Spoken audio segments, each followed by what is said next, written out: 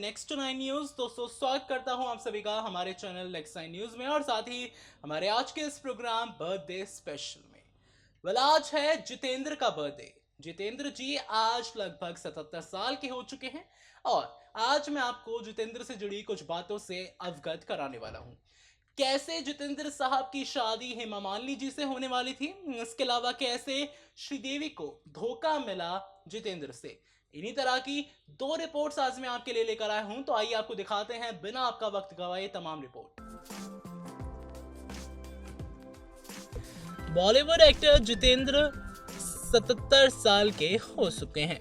जितेंद्र का जन्म 7 अप्रैल 1942 को पंजाब के अमृतसर में हुआ था। आपको बताना चाहेंगे हम कि जितेंद्र का असली नाम रवि कपूर है। साल 1960 से 1990 के बीच जितेंद्र काफी ज्यादा एक्टिव एक्टर थे।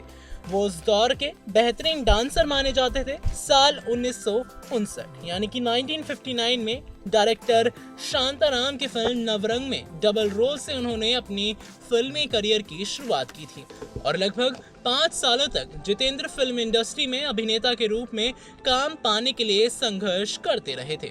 आपको हम ये भी बताना चाहेंगे कि साल 1964 यानी कि 1964 में उन्हें शांताराम की फिल्म गीत गाया पत्थरों ने काम करने का मौका मिल गया था। इस फिल्म के बाद जितेंद्र अपनी पहचान बनाने में पूरे तरीके से कामयाब हो गए थे और फिर साल 1967 यानी कि 1967 में जितेंद्र की एक और सुपरहिट फिल्म फर्ज रिलीज हुई। गौर है इस बात पर कि इस फिल्म के बाद जितेंद्र को जंपिंग जैक कहा जाने लगा। जितेंद्र के साथ हेमा की जोड़ी को दर्शकों ने खूब ज्यादा पसंद किया था।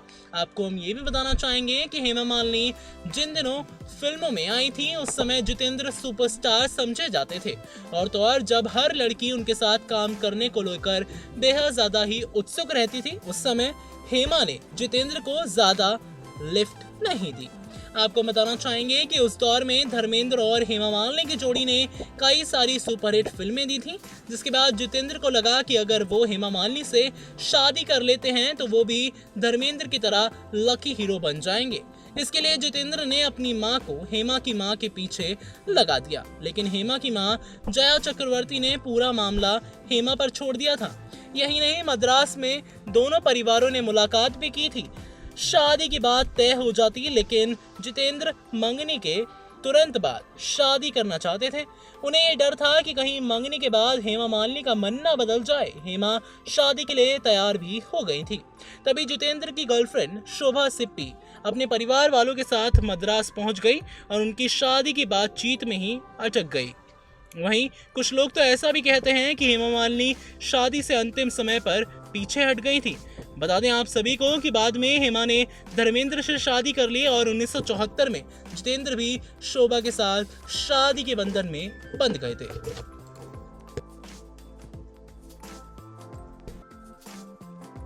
बॉलीवुड एक्टर जितेंद्र 7 अप्रैल को अपना जन्मदिन मनाते हैं। जितेंद्र अपनी फिल्मों के अलावा अपने अफेयर्स को लेकर भी बेहद ज्यादा खबरों का विषय रह चुके हैं। खैर, अगर मानी जाए खबरों की तो जितेंद्र के अफेयर की चर्चाएं बॉलीवुड की खूबसूरत अदाकारा श्रीदेवी के साथ भी हुआ करती थी और आज हम आपको श्रीदेवी के साथ उनके अफेयर के बारे में पूरी जानकारी देने वाले हैं। ये बात साल 1983 में रिलीज हुई फिल्म हिम्मत वाला की है और हिम्मत वाला से ही श्रीदेवी को हिंदी सिनेमा में पहचान मिली थी।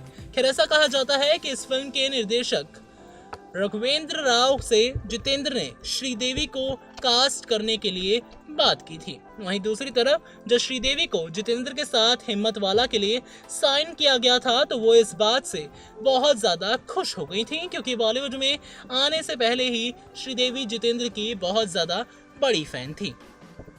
और तो और अगर खबरों की मानी जाए तो हिम्मत वाला जो जबरदस्त हिट साबित हुई थी, ये जोड़ी बॉलीवुड की हिट बन गई थी। जल्द ही दोनों के रोमांस के चर्चे आम हो गए थे। आपको बताना चाहेंगे कि जितेंद्र को लेकर श्रीदेवी ने अपनी चाहत का इजहार किया तो बात जितेंद्र की पत्नी शोभा कपूर तक पहुंच गई थी। जानकारी देते चले आपको कि शोभा को इस बात की भी खबर थी कि जितेंद्र के कहने पर ही श्रीदेवी को उनके साथ फिल्म में कास्ट किया गया है। इसके बाद शोभा का धैर्य जवाब दे गया और दोनों के बीच काफी ज्यादा तनाव बढ़ गया था।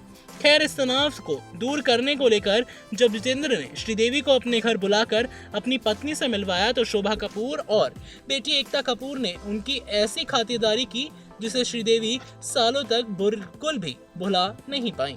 और यही मुलाकात जितेंद्र और श्रीदेवी के रिश्ते में खटास की वजह बन गई।